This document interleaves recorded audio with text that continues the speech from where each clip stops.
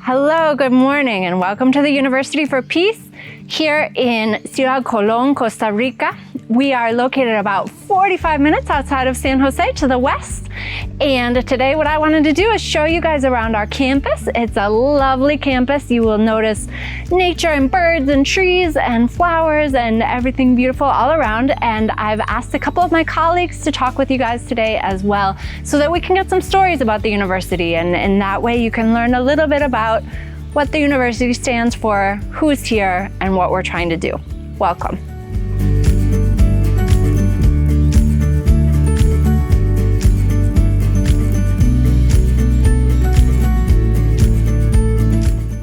So here we're coming into the Atrium, which is basically the entrance to the University for Peace. Any visitor who comes in is going to come right in here.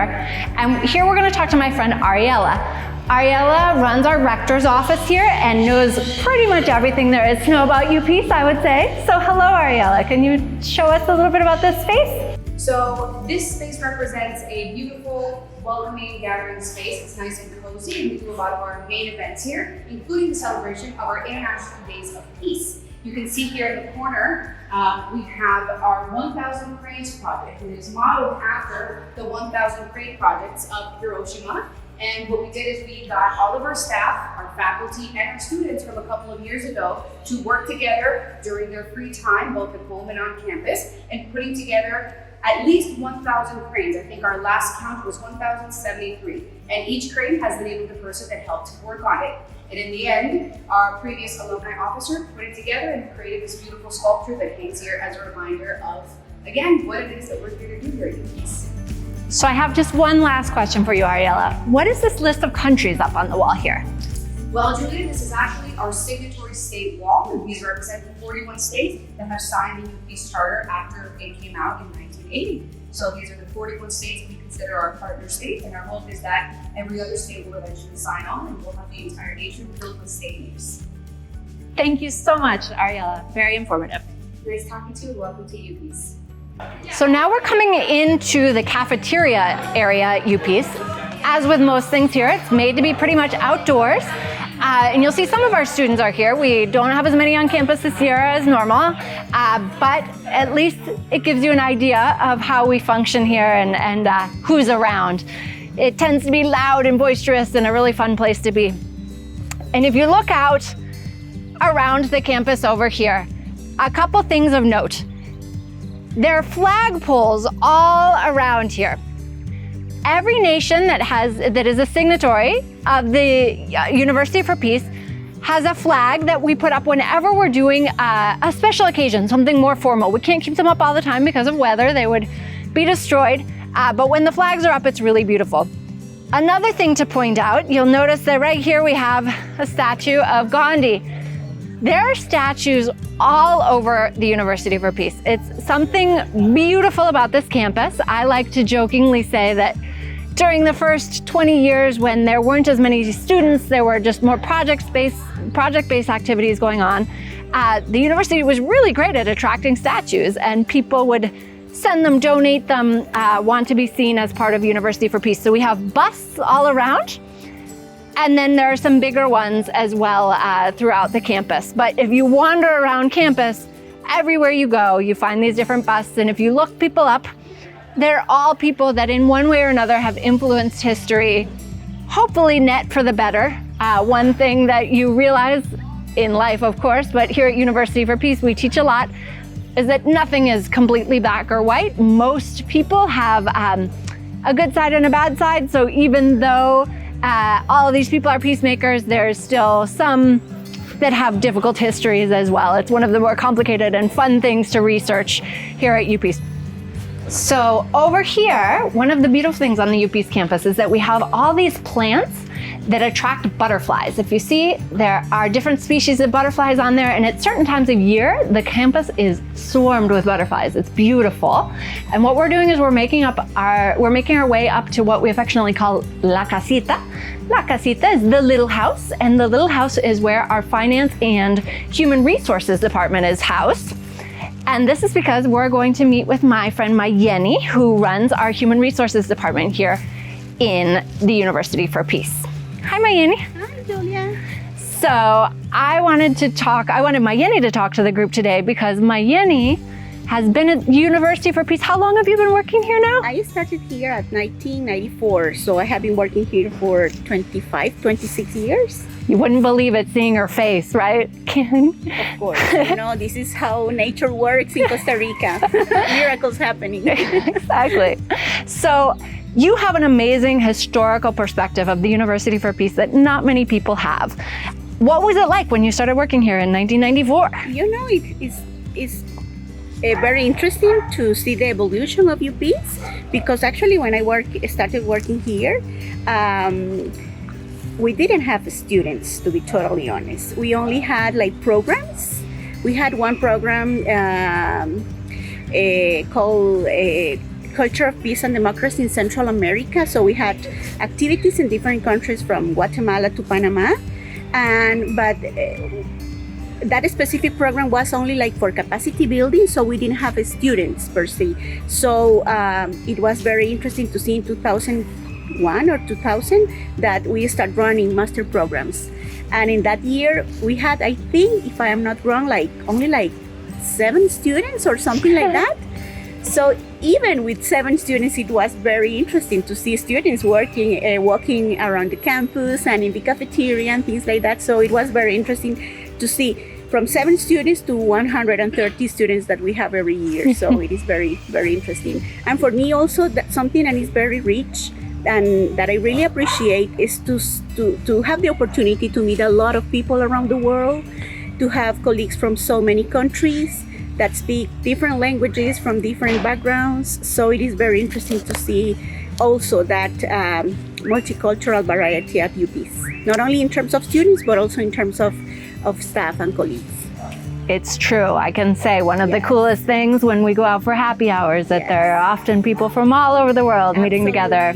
Well, thank you, Mayeni, so much for sharing a little bit with us today. You're welcome. Have a good day. Okay, you too. Bye.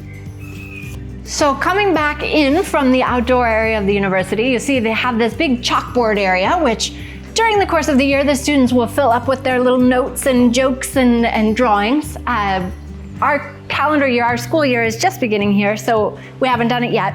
And we're coming down to our main classroom. This is called the council room, and let's go in and check it out. This is our largest and frankly nicest classroom on campus. You'll see it's got windows all around it with bird decals because we don't want the birds to accidentally fly into the windows.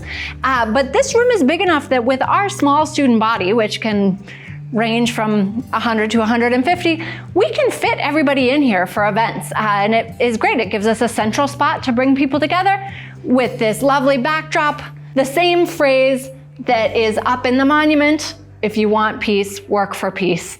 That's one of our big slogans around here. So now we're coming out to meet with my friend Juan Jose, who's the legal advisor here at UPEACE. You can see this whole area is beautiful. It's set up for students to have meetings and do their homework outdoors. And we're meeting Juan Jose under a water apple tree, which is a fruit here in Costa Rica that we don't have in the US. It's shaped a bit like an apple, but doesn't taste anything like one. It's much more sour. Hi, Juan Jose, how are you? Really good, how are you? I'm doing great, thanks. Good. So Juan Jose is our legal advisor, as I said, but he's also was a student here at UPEACE and graduated from UPEACE. So I thought you could tell us today, Juan Jose, about what it means to be a UPEACE student and who the UPEACE students are. Oh, sure. Well, to really describe the UPEACE student is really hard.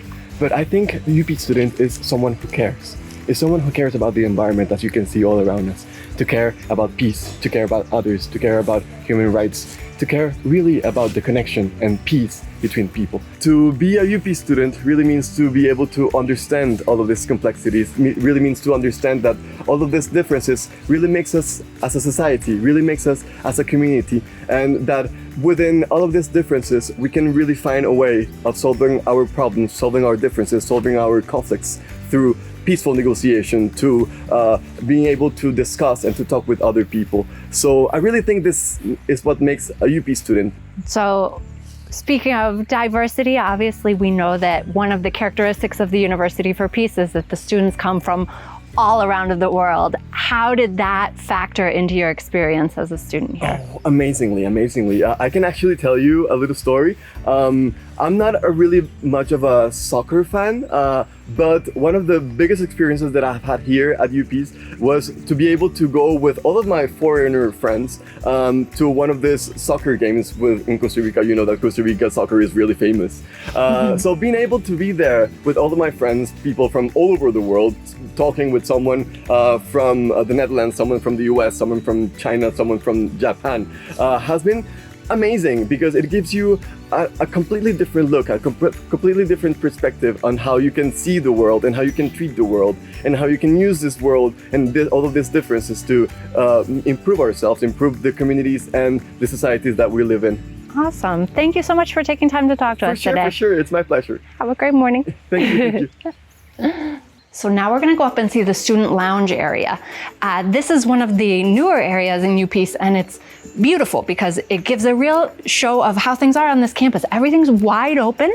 Half of our buildings, most of them have doors, but they don't all have all the walls like this student lounge area because the weather here is beautiful all the time, which we're really, really lucky about.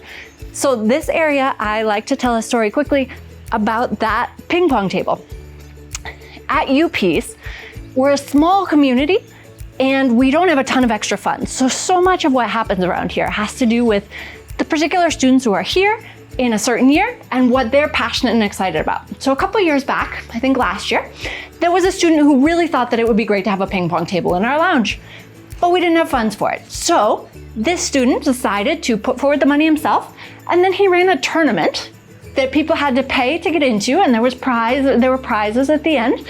And in this way, he was able to pay back for the ping pong table, pay himself back for the ping pong table, and leave this here for future generations of UP students to use and enjoy as well. So right now, classes are in session, but all the time you find students studying in here, playing in here, just sort of hanging out. It makes a nice social spot here on campus.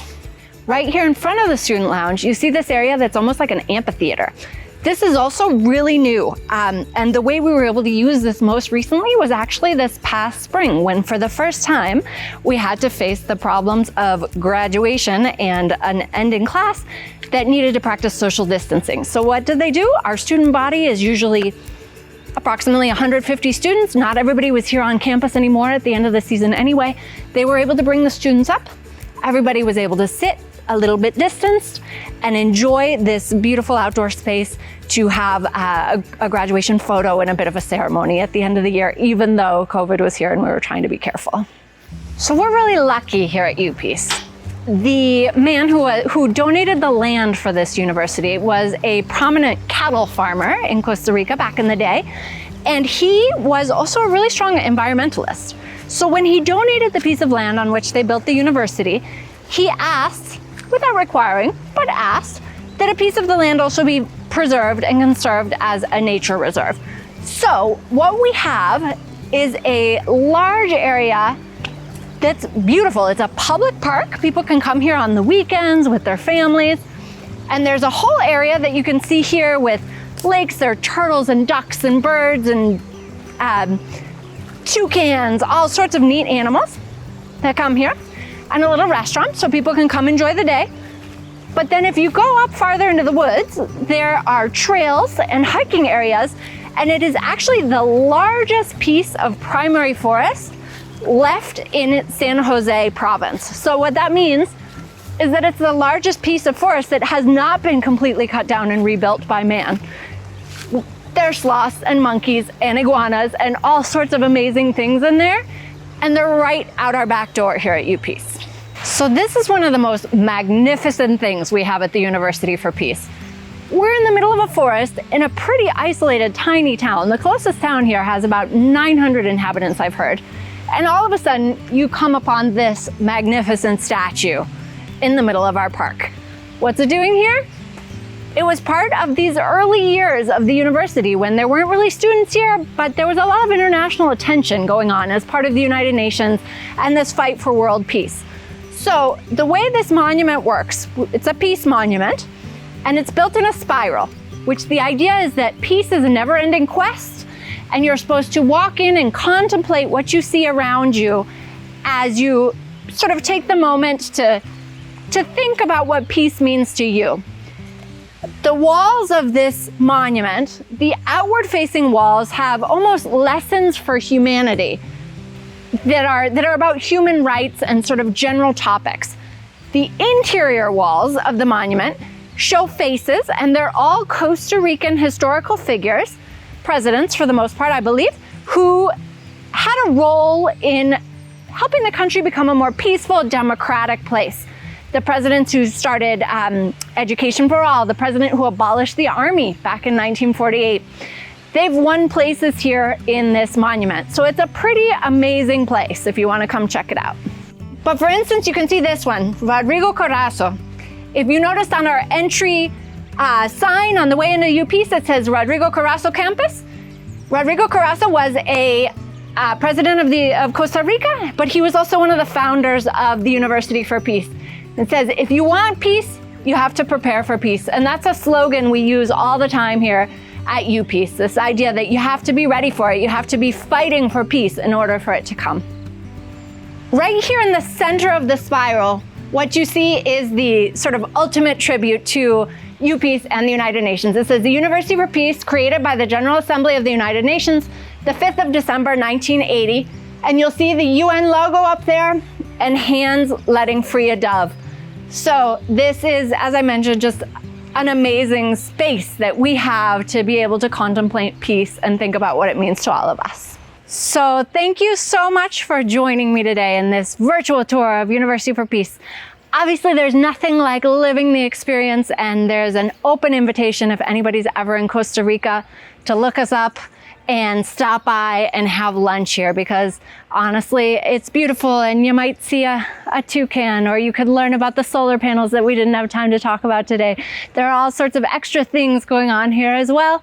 But really, in the time we had, I hope you got to learn a little bit about the university and get a feel for what it's like to be in this really unique place in the world. Thank you so much for joining us.